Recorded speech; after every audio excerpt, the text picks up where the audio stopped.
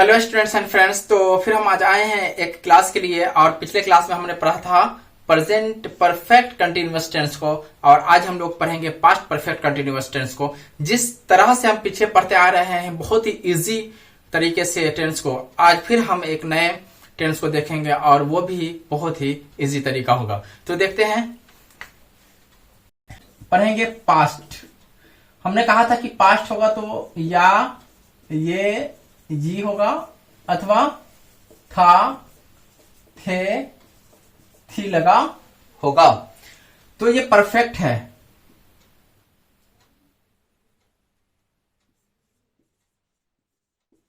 Perfect continuous है।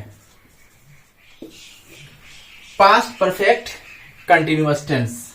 तो past perfect continuous tense की पहचान क्या होती है इसकी?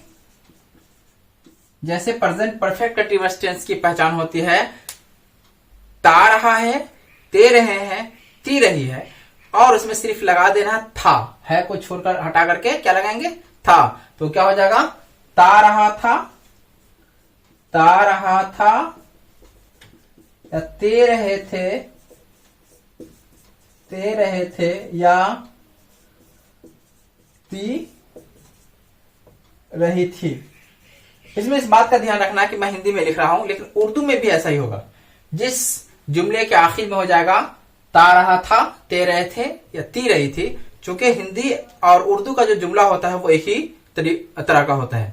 यानी जैसे उसमें सब्जेक्ट आता है पहले, तो इसमें भी सब्जेक्ट पहले आता है और जैसे उसमें वर्ब बाद में आता है हिंदी की तरह, हिंदी में, और इसी तरह उर्दू में भी वर्ब बाद में आता है और पहले ऑब्जेक्ट आ जाता है।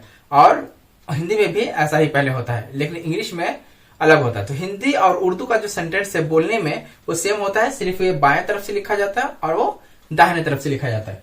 ठीक है, तो हम लोग देखेंगे इसकी पहचान हो गया ता रहा था, ते रहे थे या ती रही थी लगा होगा। तो ये परफेक्ट भी है और कंटिन्यूअस भी है। तो फिर हम कह रहे हैं कि जब परफेक्ट है, कंटिन्यूअस है, तो हमने कहा कि परफेक्ट के लिए भी3 का यूज करते हैं और कंटिन्यूअस के लिए किसका यूज करते हैं? भी4 का यूज करते हैं। यानी इसमें भी3 का भी यूज करना होगा और भी4 का भी यूज करना होगा। लेकिन किस तरह से यूज करेंगे? तो कोई भी सेंटेंस का जो स्ट्रक्चर होता है वो किससे स्टार्ट होगा? सब्जेक्ट से स्टार्ट होगा। किससे स्टार्ट होगा? सब्जेक्ट से। तो सब्जेक्ट से स्टार्ट हो और परफेक्ट है तो परफेक्ट में क्या लगाए थे? हैड का यूज किए थे। किसका यूज किए थे?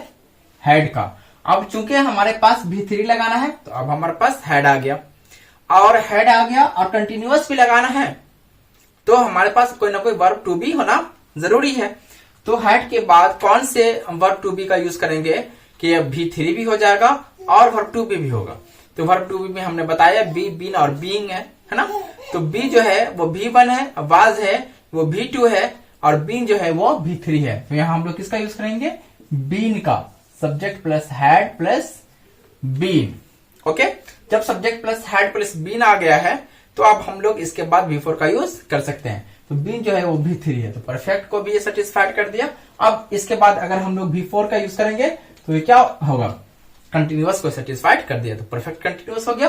तो subject plus had plus been plus भी4 प्लस ऑब्जेक्ट या अदर वर्ड का यूज करेंगे। ओके, जब इसका ये अफर्मेटिव सेंटेंस हो गया, जब इसका निगेटिव बनाएंगे तो नॉट कहां लगाएंगे? सब्जेक्ट प्लस हैड प्लस यहीं पे नॉट लगाएंगे। बीन को भी4 से अलग नहीं करना है, जैसे हमने प्रेजेंट में बताया है, पास्ट में भी उसी रूल को फॉलो करेंगे। नॉट प्लस बीन प्लस भी4 प्लस ऑब्जेक्ट। और इंटरोगेटिव बनाएंगे तो क्या बनाएंगे? पहले हैड लिख देंगे, had plus subject plus been plus भी4 प्लस ऑब्जेक्ट प्लस इसमें क्वेश्चन मार्क होगा, इसमें फुल स्टॉप।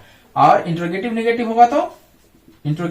होगा तो had plus subject plus not plus been plus भी4 plus object plus question mark. और WH क्वेश्चन होगा तो जो WH क्वेश्चन का हमने वर्ड पढ़ाया था व्हाई, व्हेन, वेयर, हाउ, तो ये सब क्या है? WH क्वेश्चन में है ना। तो इससे के पहले हम लोग WH का यूज करेंगे, फिर इंटरोगेटिव का जो स्ट्रक्चर है वही डालेंगे। WH plus had plus subject plus been.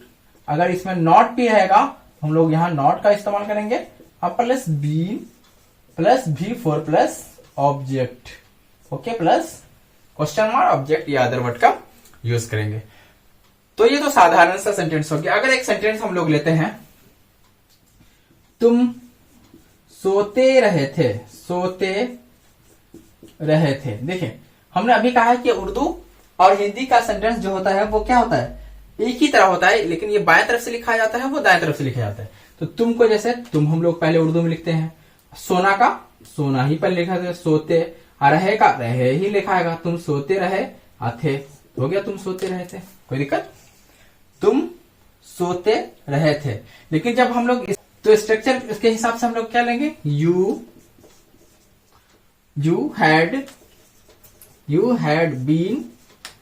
Had been sleeping, तुम सोते रहे थे। दोनों में फर्क क्या हो गया, पहले तो सब्जेक्ट का इस्तेमाल हमने किया, लेकिन उसके बाद रहे थे का पहले हमने इस्तेमाल कर लिया, बाद में हमने स्लीपिंग का इस्तेमाल किया। लेकिन हिंदी और उर्दू में सेम था। इंग्लिश में क्या होगा, वर्ब बाद में आ जाता है, अदर वर्ड का पहले हम लोग इस्तेमाल करते हैं, यानी इसमें हेल्पिंग वर्ब का हमने पहले इस्तेमाल कर लिया है, ओके। और इसमें मेन वर्ब का पहले इस्तेमाल होता है। तो ये हमने देख लिया। इसमें भी जो मेन यूज है वो यूज ऑफ सिंस और फॉर ही है। तो हमने पहले ही पढ़ा दिया है आप लोगों को यूज ऑफ सिंस और फॉर का यूज कहां करेंगे और सिंस का यूज कहां करेंगे, वो उसी क्लास को देख लेना है। अगर किसी ने नहीं देखा है तो ये इससे पहले वाला क्लास जो होगा मेरा प्रेजेंट परफेक्ट कंटिन्यूअस टेंस का, उसमें सिंस और फॉर का यूज को मैंने बहुत ही डिटेल से बताया है। अगर इसमें कोई दिक्कत हो जाती है तो फिर कमेंट बॉक्स में आप कमेंट करके पूछ सकते हैं। तो फिर हम लोग इसमें देखेंगे कि इस सेंटेंस में हम लोग सिंस और फॉर का यूज कैसे करते हैं, ओके। तो अब हम लोग देखेंगे जब सिंस और फॉर लगेगा तो स्ट्रक्चर सेम ऐसा ही होगा, subject plus had plus be plus बी4। यहीं पे हम लोग बी4 के बाद सिंस और फॉर का यूज करेंगे, सिंस और फॉर का यूज करेंगे। जहां सिंस लगेगा वहां सिंस का यूज करेंगे, जहां फॉर लगेगा वहां फॉर का। जैसे मैं 4 बजे से लिख रहा हूं, मैं 4 बजे से लिख रहा था। तो मैं लिख रहा था अगर होगा तो ये क्या चला जाएगा, पास्ट कंटिन्यूअस टेंस में। लेकिन है मैं 4 बजे से लिख रहा था, जैसे ही यहां पे टाइम आ गया है तो अब ये पास्ट परफेक्ट कंटिन्यूअस टेंस होगा। तो मैं ये सेम होगा, आई हैड बीन, कौन काम कर रहे थे, लिखने का, आई हैड बीन राइटिंग, और उसके बाद 4 बजे से, अब दिमाग लगाए 4 बजे से क्या होगा, तो सिंस का यूज होगा या फॉर का यूज होगा। तो मैं 4 बजों से लिख रहा था, ऐसा कभी हम लोग सेंटेंस में यूज नहीं करते, यानी कि इसका प्लूरल बनाना सेंटेंस में संभव नहीं है, इसलिए हम लोग इसके साथ सिंस का यूज करेंगे। अगर इसका प्लूरल बनाना सेंटेंस में संभव होता तो हम लोग किसका यूज करते हैं, फॉर का यूज करते हैं। यही रहता है कि मैं 4 घंटों से लिख रहा था, तो हम लोग किसका यूज करते हैं, फॉर का यूज करते हैं। लेकिन यहां पे हम लोग क्या यूज करेंगे, सिंस का यूज करेंगे। तो I had been writing since, कब से, सिंस 4 o'clock,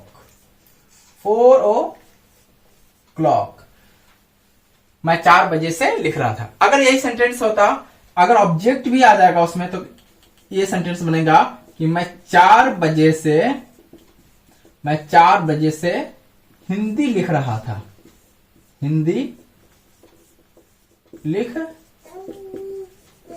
था, तो क्या हो जाएगा, आई हैड बीन राइटिंग।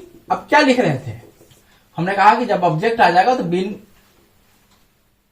V4 के बाद हम लोग यूज कर देंगे। आई हैड बीन राइटिंग, क्या, आई हैड बीन राइटिंग क्या लिख रहे थे, हिंदी लिख रहे थे, I had been writing Hindi. अब उसके बाद हम लोग सिंस और फॉर का यूज करेंगे, सिंस 4 o'clock, मैं 4 बजे से हिंदी लिख रहा था। तो अगर ऑब्जेक्ट होगा तो हम लोग ऑब्जेक्ट के बाद सिंस और फॉर का यूज करेंगे। अगर हमारे सेंटेंस में ऑब्जेक्ट नहीं है तो V4 के बाद हम लोग सिंस और फॉर का यूज कर लेंगे, ओके। तो मुझे लगता है कि ये आप लोगों को समझ में आ गया होगा और आप लोग इस पे प्रैक्टिस भी करेंगे। अगर कोई दिक्कत हो रही है तो जरूर कमेंट बॉक्स में कमेंट करें, और आपसे रिक्वेस्ट है कि हमारे इस वीडियो को दूसरों तक भी पहुंचाएं, इस वीडियो का उसको भी फायदा पहुंच सके, इसलिए इस चैनल को सब्सक्राइब करें, वीडियो को शेयर और लाइक जरूर करें और दूसरों तक भी इस वीडियो को पहुंचाएं। Okay, thank you very much.